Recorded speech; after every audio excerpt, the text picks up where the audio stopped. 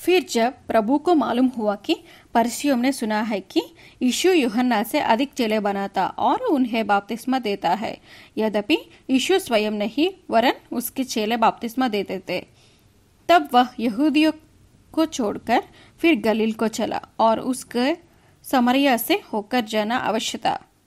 इसलिए वह सूकर नामक समरिया के एक नगर तक आया जो उस भूमि के पास है जिसे याकूब ने अपने पुत्र यूसुफ को दिया था, और याकूब का कुआं भी वही था। अतः यीशु मार्ग का थका हुआ उस कुएं पर यूं ही बैठ गया। यह बात 6 घंटे के लगभग हुई। इतने में एक सामरी स्त्री जल भरने आई। यीशु ने उससे कहा, मुझे पानी पिला, क्योंकि उसके चेले तो नगर में भोजन मोल लेने को गए थे। उस सामरी स्त्री ने उससे कहा, तू यहूदी होकर मुझे सामरी स्त्री से पानी क्यों मांगता है? क्योंकि यहूदी सामरियों के साथ किसी प्रकार का व्यवहार नहीं रखते। यीशु ने उत्तर दिया, यदि तू परमेश्वर के वरदान को जानती और यह भी जानती कि वह कौन है जो तुझसे कहता है, मुझे पानी पिला, तो तू उससे मांगती और वह तुझे जीवन का जल देता। स्त्री ने उससे कहा, हे प्रभु, तेरे पास जल भरने को तो कुछ है भी नहीं और कुआं गहरा है, तो फिर वह जीवन का जल तेरे पास कहाँ से आया? क्या तू हमारे पिता याकूब से बड़ा है, जिसने हमें यह कुआं दिया और आप ही अपनी संतान और अपने पशुओं समेत इसमें से पिया? यीशु ने उसको उत्तर दिया, जो कोई यह जल पिएगा वह फिर प्यासा होगा, परंतु जो कोई उस जल में से पिएगा जो मैं उसे दूंगा वह फिर अनंत काल तक प्यास ना होगा, वरन जो जल में उसे दूंगा वह उसमें एक सोता बन जाएगा जो अनंत जीवन के लिए उमड़ता रहेगा। स्त्री ने उससे कहा, हे प्रभु, वह जल मुझे दे, ताकि मैं प्यासी ना हो और ना जल भरने की को इतनी दूर आऊं। यीशु ने उससे कहा, जा अपने पति को यहाँ बुला ला। स्त्री ने उत्तर दिया, मैं बिना पति की हूँ। यीशु ने उससे कहा, तू ठीक कहती है, मैं बिना पति की हूँ, क्योंकि तू 5 पति कर चुकी है और जिसके पास तू अब है वह भी तेरा पति नहीं।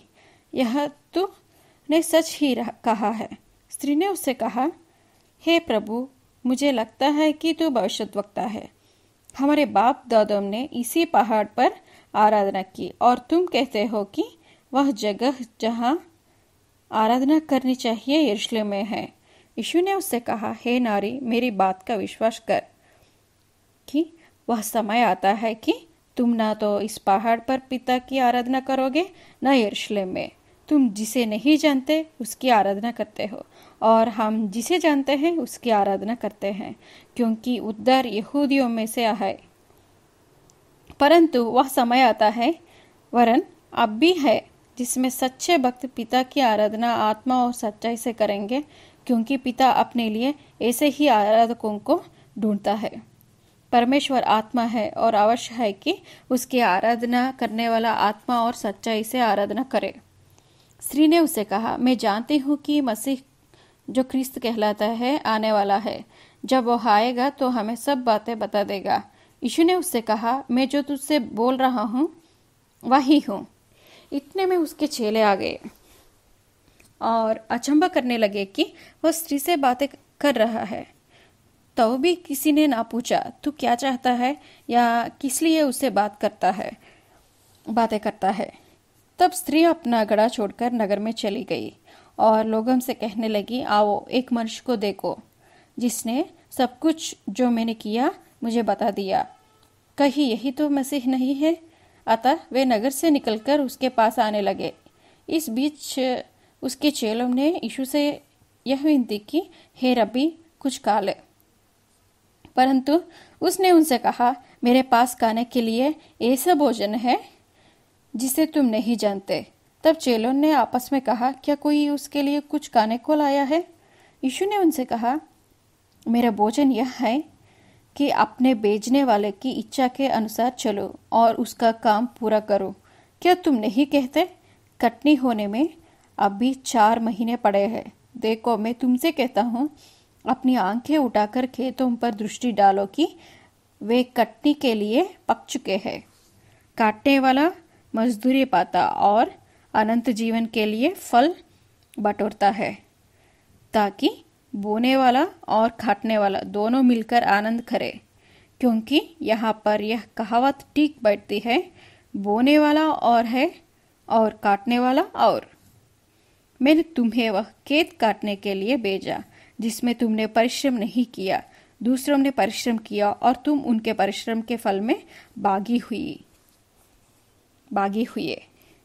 उस नगर के बहुत से सामरियों ने उस स्त्री के कहने से यीशु पर विश्वास किया, क्योंकि उसने यह गवाही दी थी, उसने सब कुछ जो मैंने किया मुझे बता दिया।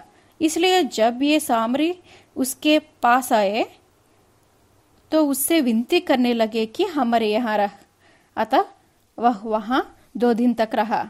उसके वचन के कारण और भी बहुत से लोगों ने विश्वास किया और उस स्त्री से कहा, अब हम तेरे कहने ही से विश्वास नहीं करते, क्योंकि हमने आप ही सुना लिया और जानते हैं कि यही सचमुच में जगत का उद्धार करता है। फिर उन 2 दिनों के बाद वह वहां से निकलकर गलील को गया, क्योंकि यीशु ने आप ही साक्षी दी कि भविष्यद्वक्ता अपने देश में आदर नहीं पाता। जब वह गलील में आया तो गलील आनंद के साथ उससे मिले, क्योंकि जितने काम उसने यरूशलेम में पर्व के समय किए थे उन्होंने उन सबको देखा था, क्योंकि वे भी पर्व में गए थे। तब वह फिर गलील के काना में आया, जहां उसने पानी को दाखरस बनाया था। वहां राजा का एक कर्मचारी था जिसका पुत्र कफरनहूम में बीमार था। वह यह सुनकर कि यीशु यहूदिया से गलील में आ गया है, उसके पास गया और उससे विनती करने लगा कि चलकर मेरे पुत्र को चंगा कर दे, क्योंकि वह मरने पर था।